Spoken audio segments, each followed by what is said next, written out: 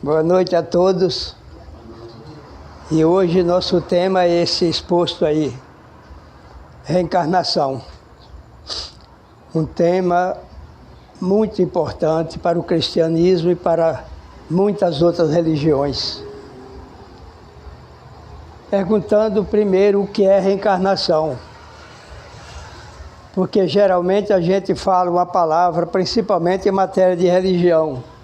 Se fala uma palavra o tempo todo, por exemplo, batismo. Batizei, está batizado, fui me batizar, e geralmente não sabe realmente o que é que significa batismo. Não sabe quem está falando, pensa que entende bem o que é batismo e não entende. Assim é a reencarnação. Um dia desse eu falando para uma parente da gente, católica, ela disse, mas como é? Quer dizer que a pessoa nasce noutra pessoa? Eu tentei explicar, difícil entender. E é por isso que a reencarnação, antigamente, era considerada doutrina secreta, juntamente com a rotação da Terra ao redor do Sol, com a evolução. Isso eram doutrinas que não podiam ser ensinadas publicamente. Então, por isso era ensinado apenas nas academias, nas escolas fechadas, chamadas esotéricas, para pessoas muito preparadas, com muita vontade de aprender as coisas espirituais, na época chamados os iniciados. Reencarnação, como o nome fala, como diz a palavra, é encarnar de novo. Reencarnar, é claro, está na cara, né? Encarnar outra vez. Assim como a pessoa fala, eu disse e vou redizer, quer dizer, vou repetir. Ela tem vários nomes. Antigamente, na Índia, se chamava volta à forma, ou roda da vida. Os gregos antigos chamavam metempsicose. Depois veio o nome correto em grego, palingenesia, quer dizer, novo nascimento. Também se chama vidas sucessivas, se chama, por exemplo, pluralidade das existências, tudo isso são nomes. E o que é então? Uma lei divina, entre as 140 leis divinas ou mais que existem, que representa a justiça, a misericórdia de Deus, que nos dá a oportunidade de recomeçar cada vez que errar o caminho. Por isso, é a lei de justiça que representa também a imensa sabedoria de Deus. Os grandes mestres de religião, mestres espirituais da antiguidade, como Buda, Sócrates, Platão, Hermes no Egito, os druidas, até chegar em Confúcio, Lao Tse, até chegar em Moisés. Todos eles acreditavam na reencarnação e ensinavam aquelas pessoas, como eu já falei, que estavam buscando as coisas de Deus, somente. Não era ensinado em público. E existem 3 filosofias a respeito do que acontece depois da morte. A primeira é aquela filosofia ensinada pela teologia, pelas igrejas, que estando com pecado mortal, morreu, vai para o fogo eterno, vai para um castigo que nunca mais pode sair de lá. Um absurdo, né? A segunda é igualmente absurda. São aqueles chamados panteístas, que dizem que quando se morre, se estiver em pecado, aguarda o dia de juízo para ser exterminado, para acabar, para voltar para o nada. outro absurdo. E a última é a teoria da reencarnação. Nós estamos com essa última porque isso faz lógica. Qualquer um que usar o raciocínio, ele compara as três filosofias e tem que dizer, não, tem que ser aquela que mais combina com a justiça e a bondade de Deus.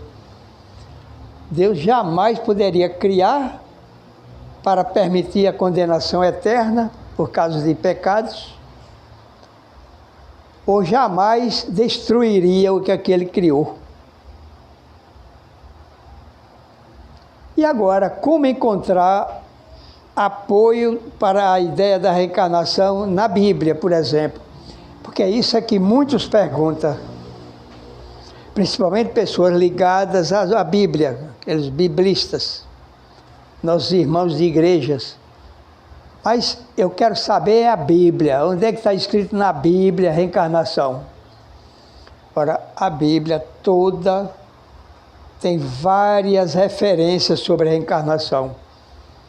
Entre todas, só as que eu conheço, eu contei 17. 12 no Antigo Testamento e mais umas 5 no Novo Testamento. Por exemplo, começa do Gênesis 2:7, quando diz Deus criou o homem e deu um sopro de vida. O professor Severino Celestino, que é um especialista nisso, ele diz que em hebraico, no original, é no plural. Deus criou o homem e deu sopro de vidas. Curioso, né? Depois, Gênesis 15 a 16. Quando Abraão estava desanimado, sei que eu vou morrer sem ver minha família, meus descendentes entrar na terra prometida. Aí Javé, o Deus de Israel, falou para eles, você vai morrer, vai ficar junto com seu povo no Sheol, sepultura, né? Mas teus descendentes entrarão na terra na 4ª geração. O que é 4ª geração?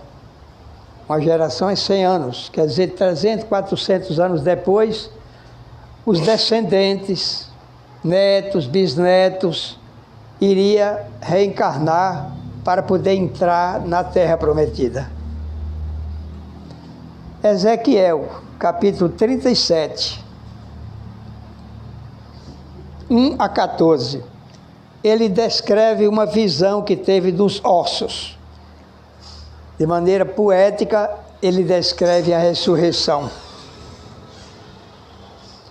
Ele diz, eu vi um campo cheio de ossos, e uma voz falou para mim, sopra nesses ossos, para eles terem vida.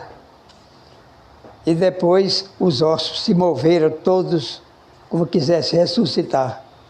É outra figura. Isaías 26, 19, o profeta diz, teus mortos viverão. Outra grande referência. Daniel 2:12, ao contrário, 12:2, ele diz, aqueles que dormem no pó ressuscitarão, uns para a vida, outros para a condenação. Exatamente o que Jesus explica na parábola da pescaria, Mateus 13. O que é a glória? Aqueles que já estão preparados para ir para o plano espiritual. E aqueles que ressuscitam, quer dizer, reencarna, porque nós sabemos que a palavra que está escrito na Bíblia como ressurreição, significa reencarnação. Porque Kardec esclarece lá no Evangelho segundo o Espiritismo, que no primeiro século, na Palestina, se usava a palavra ressurreição para chamar a reencarnação. Porque de fato é mesmo ressurreição. A diferença é que é ressurreição na carne e não ressurreição da carne. Porque na Idade Média os teólogos lá nos concílios discutiam o que deveria ser colocado como dogma, como verdade, se era a reencarnação ou se era a ressurreição da carne. Quer dizer, a ideia sugere que a carne, quer dizer, o corpo, morre e fica aguardando o juízo no dia de final para ressuscitar aquele mesmo corpo. Uma ideia absurda, anticientífica, né, que a medicina, principalmente a medicina, a paramédica avançada, discordam plenamente. Esse fato não acontece. Em vez de dizer, creio na ressurreição na carne, quer dizer, que o Espírito vai ressuscitar noutra carne, quer dizer, noutro corpo. Colocaram da carne, por causa de uma letra, N ou D, a coisa mudou completamente de figura.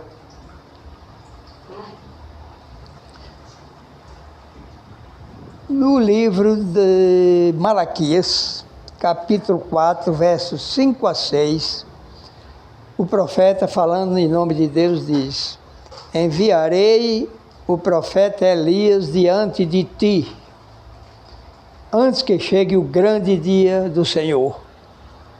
Profecia. Tem tradução que diz, enviarei o meu anjo, mas tanto faz, porque os grandes espíritos, na Bíblia também se chama anjo. Porque de fato, espíritos ressuscitados são anjos. Mas a maioria das traduções vem a palavra correta, enviarei Elias diante de ti. Quer dizer, prometendo que enviaria o profeta Elias para reencarnar no tempo de Jesus, com o nome de João Batista, para ser o precursor de Jesus.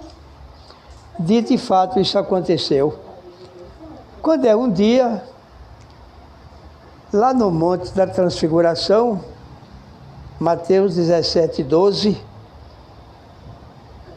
os discípulos perguntaram a Jesus, o que quer dizer, mestre, que a Escritura diz que Deus vai enviar o profeta Elias antes da tua vinda, antes da tua chegada?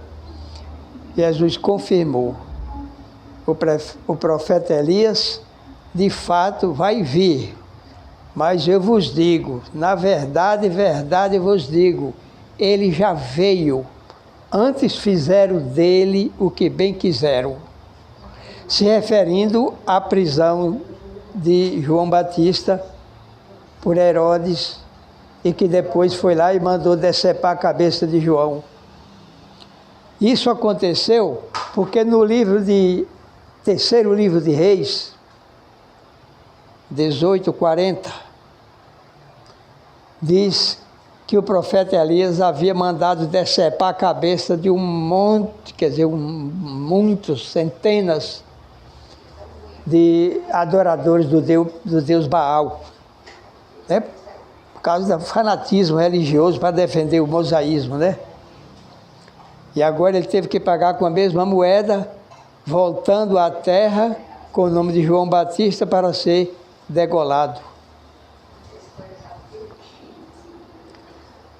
Depois Jesus também confirma a mesma coisa em Marcos 9, 12.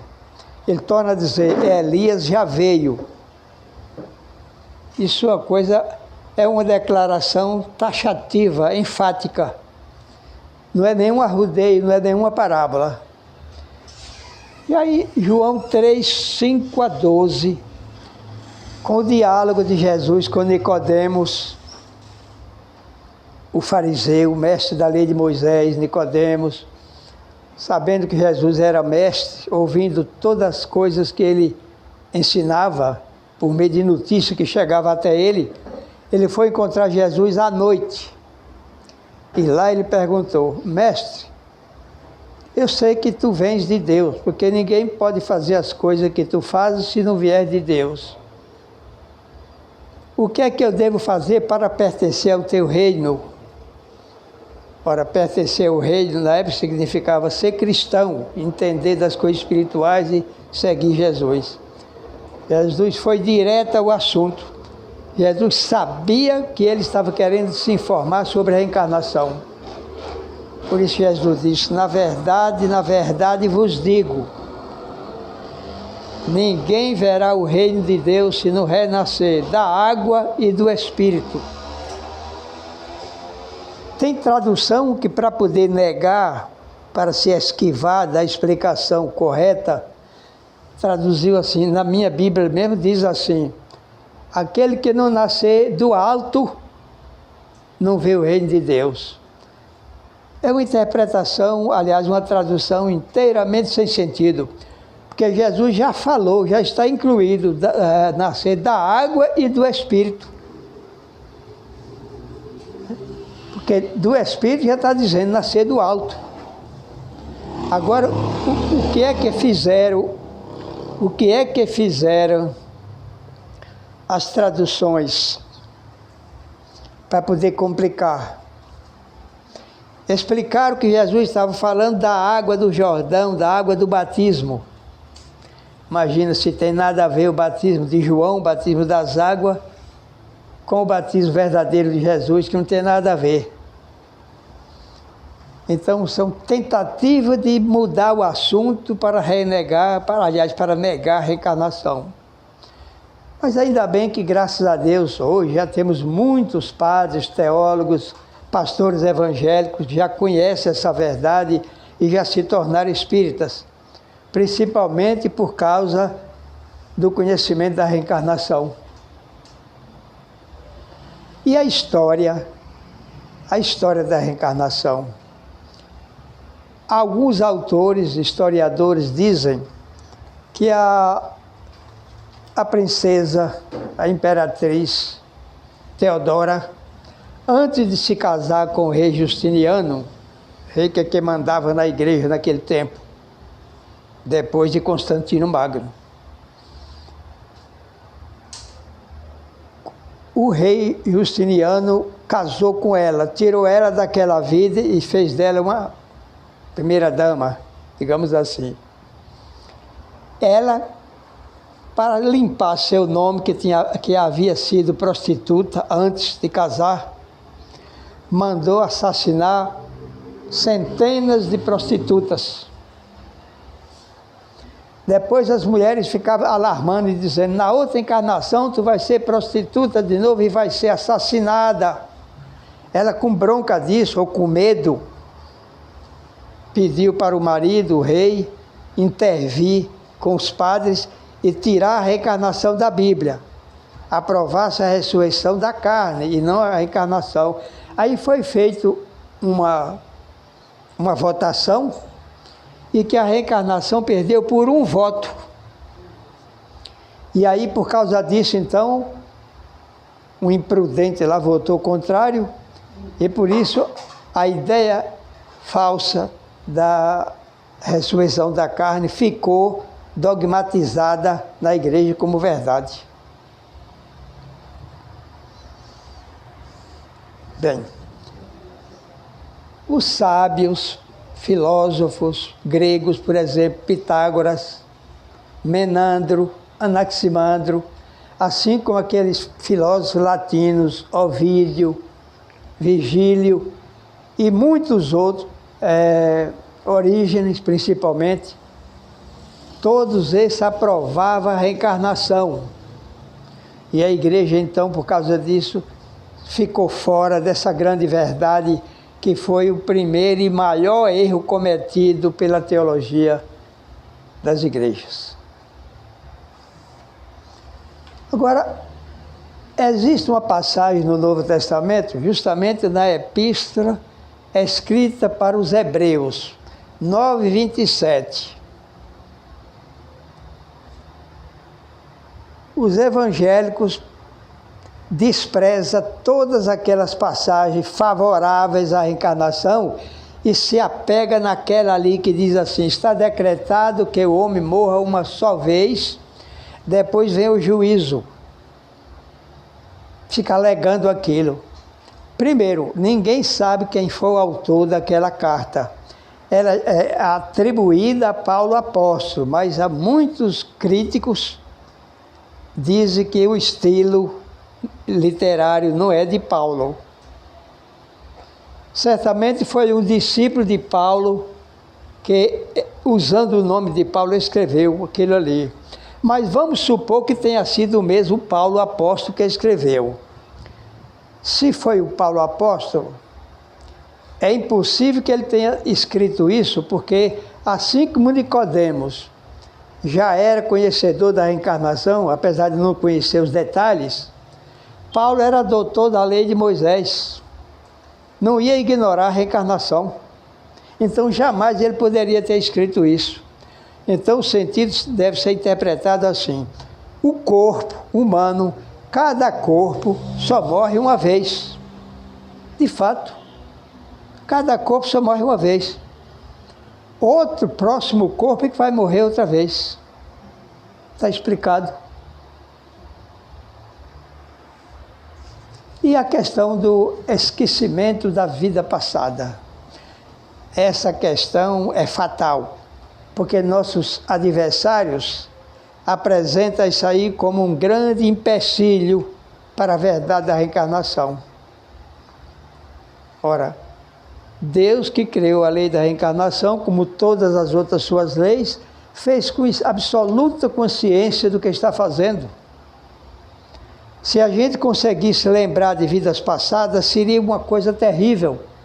Esta vida se tornaria um inferno maior do que o que ela é. Já pensou? Você nasceu um filho seu e você logo lembrar que ele foi a encarnação de um grande inimigo que te matou no passado. Como é que você ia ter amor àquela criança? E os traumas? E os problemas com as leis penais? Tudo isso ocorreria. E por que é que a gente então esquece das vidas passadas? Por causa da troca de memória. Nós temos duas memórias, assim como o cérebro, todos nós somos duplos. Nós usamos um quando encarnado, que é a memória cerebral, e usamos a memória extracerebral, que é do perispírito, no outro lado.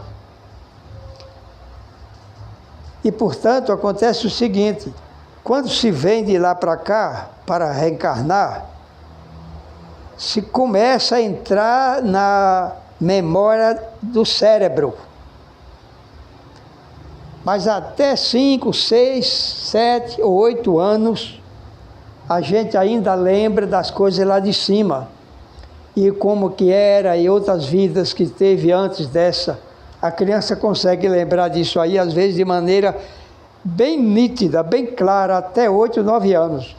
Aí vai desapegando lentamente da memória extracerebral para entrar na memória do cérebro aqui, carnal, para poder utilizar a serviço da nossa vida material. Agora, quando se volta para o além, acontece o contrário. Deixa a memória cerebral e vai usar a memória extracerebral, e por isso lá em cima lembra de tudo, tanto das encarnações passadas e como de tudo que aconteceu aqui. Não só lembra, mas vê, ouve, está junto de todo mundo. Porque desencarnado nós temos muitos poderes que aqui nós não temos. Essa é a questão do esquecimento. Outra questão é a erraticidade. Muitos perguntam quanto tempo se passa no além para voltar para reencarnar. Para isso não depende de nós. Depende dos nossos mentores espirituais, dos nossos irmãos superiores, que é quem prepara a nossa encarnação. E depende da nossa virtude, dos nossos méritos. Porque se a gente vai para lá preparado, instruído, culto, é uma coisa, tem o que fazer lá em cima. Pode dar curso, pode tomar cursos, e portanto pode ficar 3, 4 séculos para poder voltar a reencarnar. Enquanto a pessoa completamente sem instrução, sem conhecimento espiritual, simples, ele não tem nada o que fazer lá em cima. Eles precisam não perder tempo. e a misericórdia de Deus faz com que ele volte rapidinho para poder continuar sua evolução aqui na Terra. Crianças pequenas, que é abortada ou que morre pequenininha, essas costumam voltar ligeirinho. 1 ano, 2, 3 anos. Tem caso até que antes de 1 ano, eu tenho um caso aí que voltou com 11 meses, na mesma mãe. Como de fato existem muitos casos que a criança pequenininha morre e depois volta na mesma mãe, quando a mãe está ainda em idade e condições de engravidar. E também a classificação da reencarnação. Ela é classificada em 4 tipos: reencarnações simples, expiatórias, de tarefa e missionária. O que é reencarnação simples? São as pessoas, a grande maioria das pessoas que não têm assim um grande ideal, que não se preocupa com o futuro, que não liga para a coisa espiritual, pessoas que estão ainda nas primeiras encarnações, com toda a sua simplicidade, estão começando a sua evolução. Essa é a grande maioria. Aqueles expiatória é aquele grupo daqueles que renasce com problemas graves, cego, surdo-mudo, aleijado, nasce com sinais de problemas da vida passada, sem um braço, sem uma perna, ou com o pé tortinho, nasceu assim, e assim por diante. Nós vemos muitos casos desses. Expiação. Que estão acertando as contas do passado. Ah, mas essa questão de acertar as contas, muita gente chama pagando dívidas. Não devemos nós, espíritas, interpretar isso como pagamento de dívida, mas como oportunidade de reestruturar o passado, de recuperar, de evoluir, afinal. Esse é o caso. Por exemplo, Jesus, no capítulo 9, verso 3 de João, passaram por um lugar onde estavam cegos de nascença. Aí os discípulos perguntaram: mestre, quem pecou para esse homem já ter nascido cego? Os seus pais ou foi ele mesmo? Jesus disse: nem ele, nem seus pais. Isso acontece para a glória de Deus. Uma resposta meio misteriosa, mas pelo menos ele negou que não foi ele agora. Claro que se ele já nasceu cego, não foi ele agora nessa encarnação.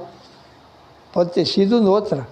Ou então que ele mesmo pediu para nascer cego, para acertar contas antigas, porque lá em cima, geralmente nós descobrimos tanto erro que fizemos aqui, e se arrepende e pede a oportunidade de resgatar, para poder vir com tal defeito, com tal problema.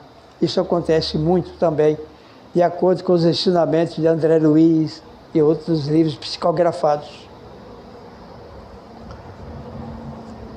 Também existe a questão do sexo. Muita gente pergunta: a pessoa nasce sempre sendo mulher? Ou somente sendo homem? Não. No Livro dos Espíritos, Kardec perguntou isso para os espíritos, para o espírito mentor, dirigente da sua obra, e ele explicou: se nascesse apenas como mulher, só teria experiência da vida como sexo feminino. A mesma coisa aconteceria se viesse, cada das vezes que viesse toda vez como homem. E precisamos ter experiência não só sexual, como de profissão, de arte, de cor, de religião, de línguas. Porque cada vez a gente nasce em um país diferente, usando uma língua diferente, numa família diferente. às vezes nasce branco, e outra vez é da raça amarela, porque nós precisamos ter experiência de tudo para poder ser perfeito. E é por isso que Jesus, lá em Mateus 5:48, ele diz: sede perfeito como é perfeito vosso Pai do céu. Ninguém poderia ser perfeito ignorando alguma coisa. Portanto, tem que ter toda a forma de conhecimento. E Deus não vai querer analfabeto lá em cima, ignorante. Com certeza, nós fomos criados com condições de utilizar os nossos potenciais até o máximo de evolução. Porque, por enquanto, nós já estamos, como disse o filósofo Raul Seixas, usamos apenas 10% da nossa cabeça animal, como o Raul fala. Ora, muitos não usam nem 5% ainda. Precisamos reencarnar centenas ou até milhares de vezes, depende do caso, para se chegar a desenvolver 100% os potenciais que existem dentro de nós. É isso que é lei de evolução.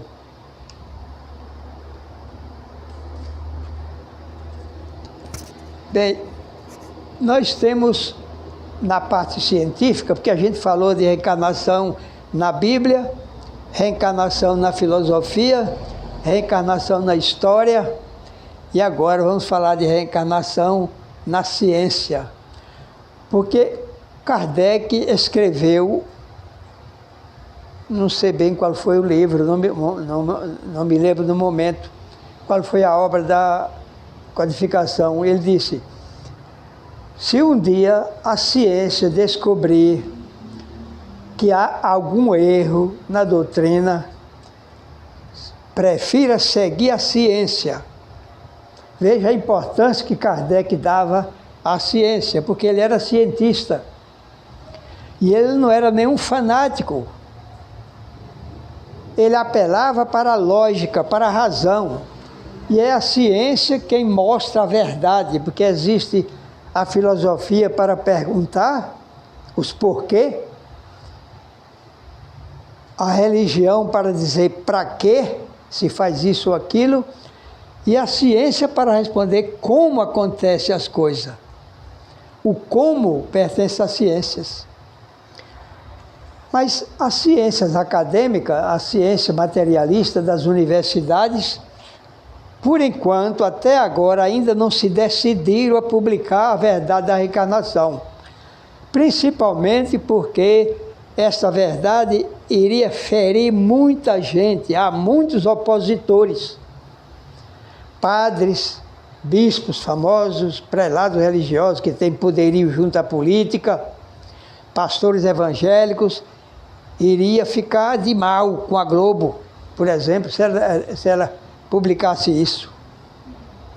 E por isso estão dando um tempo que certamente não irá longe para que a reencarnação seja colocada num programa como o Fantástico, por exemplo, para o mundo inteiro saber, acabar de se convencer da verdade, da veracidade dessa lei.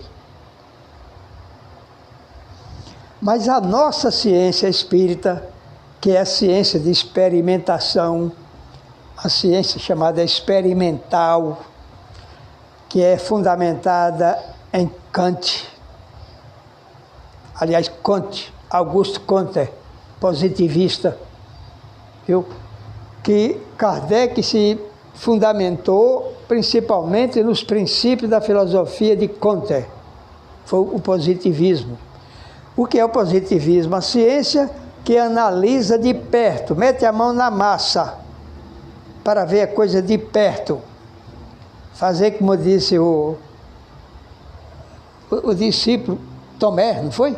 O Tomé que disse: se eu não meter os dedos lá no lugar dos cravos e não ver o buraco da espada que foi feita do lado de Jesus, se eu não ver, eu não acredito.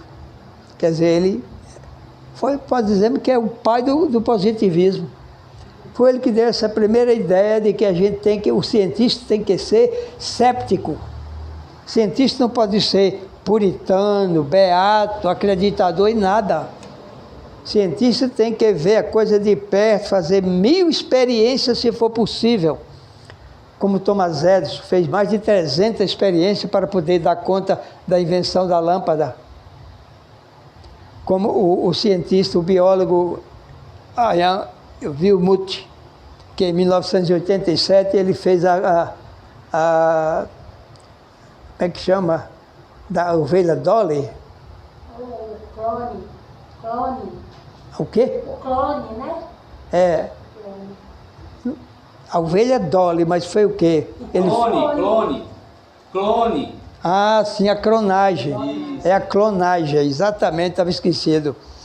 Então, ele fez, parece que 276 experiências para poder dar certo. E assim é.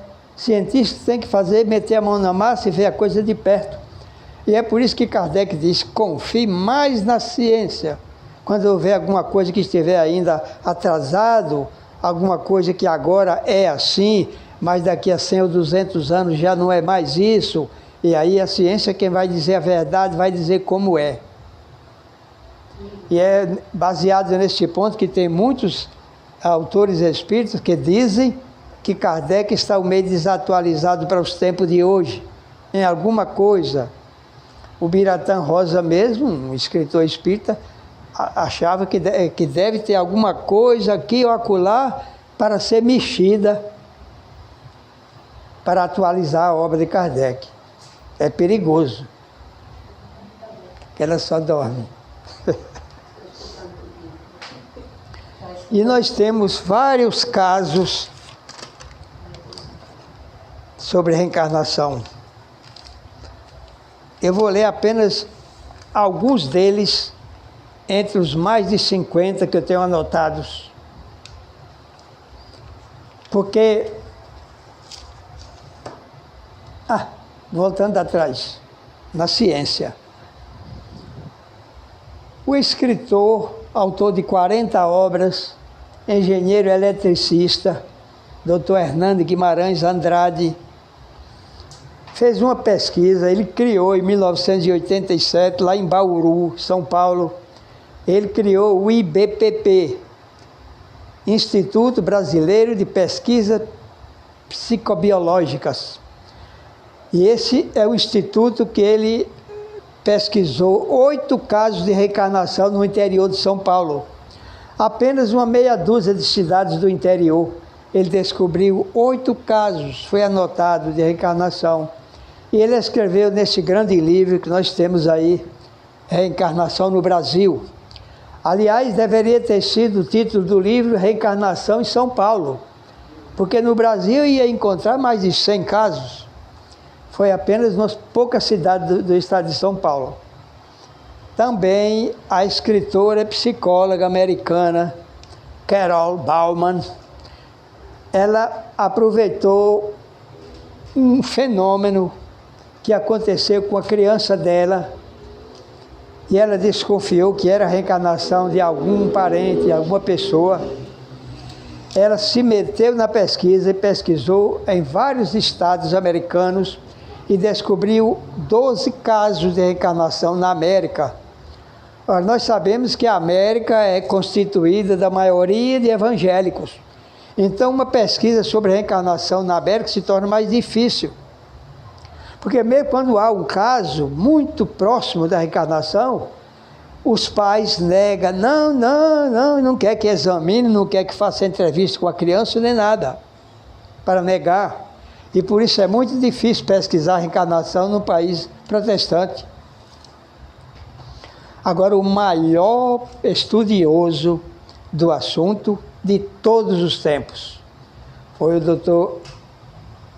Ian Stevenson, diretor do Departamento de Neurologia e Psiquiatria da Universidade de Virgínia, nos Estados Unidos.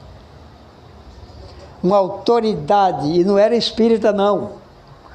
Ele procurou, fez uma equipe, formou uma equipe de cinegrafistas, médicos, psicólogos, jornalistas para entrevistar, juntou uma equipe e andou pelo mundo quase todo. Esteve até aqui no Brasil, no estado de Amazonas, pesquisando reencarnação, com o intuito de descobrir como cientista e não como religioso.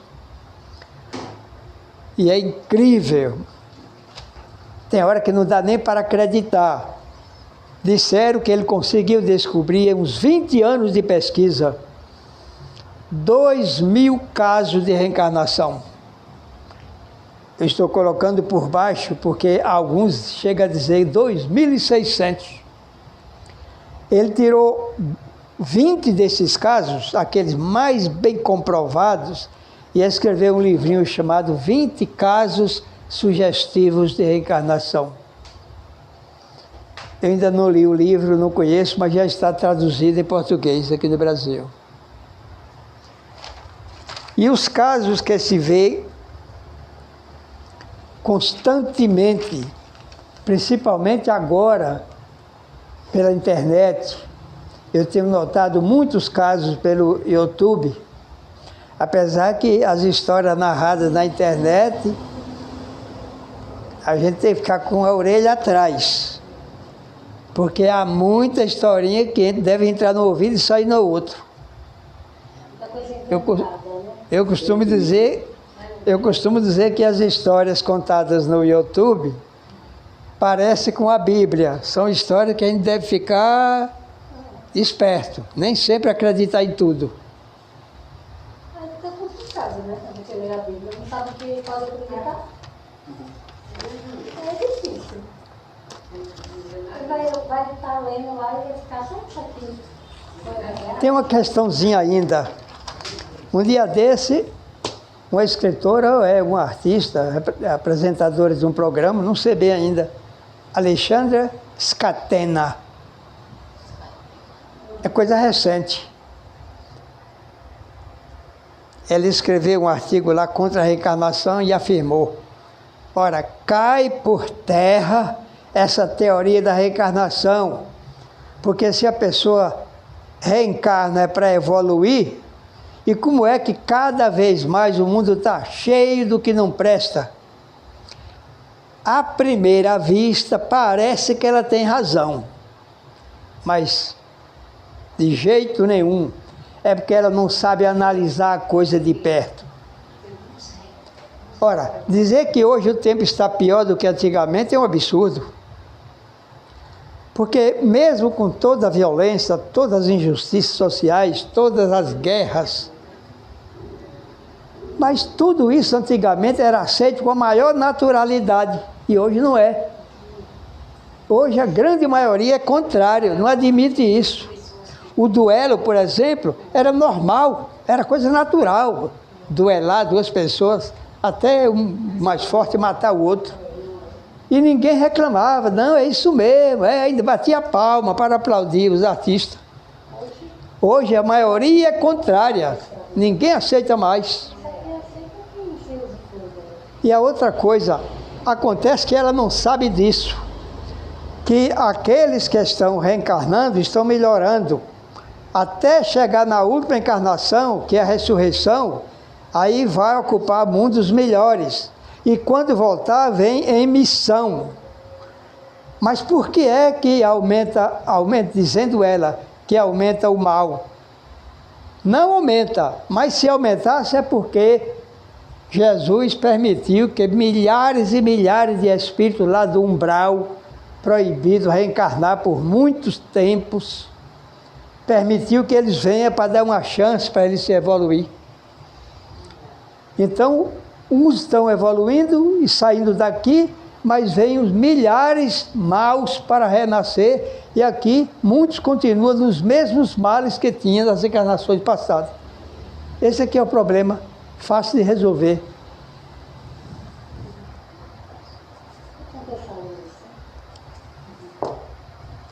Eu vou ler algum caso aqui rapidinho, o tempo ainda dá, ainda temos mais uns 5 a 10 minutos. Por exemplo, o cantor e compositor Renato Russo, da Legião Urbana, todos sabemos, morreu em 1996. O garoto Lucas Carvalho, aos 7 anos, afirmou: eu sou Renato. E para provar, cantou músicas Índios e Pais e Filhos, aqueles principais sucessos da banda, né? E disse assim: eu que escrevi essas músicas. Gabriel, de 2 anos, nasceu em 2016, em Capão Redondo, São Paulo. Afirmou: eu sou Ayrton Senna. E informou tudo, como foi que ele morreu, sabendo que ele morreu com um acidente lá no circuito Imola, né? Em 1º de maio de 1994, não é isso? Então ele contou tudo, como é que ele foi que ele morreu no acidente. E disse assim, a mãe disse que ele estava brincando com o carrinho, mas um colega, aí eu ouvi ele dizer: não é assim que faz a curva, não. Quer dizer, mostrando que tinha experiência com problema de carro. Garotinha Helena, de 4 anos, nasceu em 2023, afirmou que se chamava Fernando. Disse: eu morri quando a barragem quebrou. Ela estava falando do desabamento da barragem de Brumadinho, em Minas Gerais. Em 2008, uma criança de 6 anos morreu no desastre de avião no aeroporto de Congonhas, Campinas, São Paulo. E mostrou, quando chegou no aeroporto, mostrou e disse: eu morri aqui, eu vi gente gritando. Acidente. Em Campos de Jordão, em São Paulo, a criança de 7 anos, vendo um retrato na parede, mostrou para a mãe: mãe, aquele é eu. E assim os casos são muitos e muitos. Em Juiz de Fora, Minas Gerais, em 1972, o garoto Rafael, de 6 anos, morreu com problema de coração. Foram até a Casa do Caminho, casa espírita, né? Onde a médium Isabel Salvador disse: ele vai voltar de novo para vocês. A mãe começou a sonhar quase todas as noites com o garotinho dizendo: eu vou voltar, mãe, eu vou voltar. Pouco tempo depois, ela engravidou e quando a criança nasceu, ela percebeu os mesmos sinais que tinha sido o outro. Maria Helena, aliás, outro caso, menina de 7 anos, Cecília, disse na frente do juiz, essa é interessante: eu sou advogada e vou defender minha mãe. Isso porque a mãe dela estava sendo acusada pelo marido. Cecília citou vários artigos e parágrafos da lei penal, mostrando que tinha conhecimento prático daquilo tudo. O juiz ficou convencido e inocentou a mãe. Em Nova Friburgo, Rio de Janeiro, 1918, um garoto chamado de Pedro, de 5 anos, Pedro e Paulo, né, que nasceram gêmeos. O Paulo foi entregue por uma enfermeira a uma senhora, porque Camila, a mãe, ficou inconsciente no hospital e a enfermeira achou que ela não ia poder criar os 2 garotos. Pegou e entregou um deles, o Paulo, para uma mulher. Um belo dia, o Pedro, andando com a mãe na rua, viu o seu irmão Paulo na rua e falou para a mãe: olha, mãe, ele estava na sua barriga comigo. Procuraram pesquisar o caso, acabaram descobrindo tudo. E acabou voltando os 2 para viver juntos na mão dos pais. São casos fantásticos que acontecem, são muitos e muitos. Mas vamos terminar porque nós estamos em cima da hora. E se fosse citar 10% de todos os casos que eu tenho anotado, a gente passa mais de 1 hora por aqui. Muito obrigado a todos pelo respeito, pelo silêncio. E na próxima vez estaremos falando de um outro tema.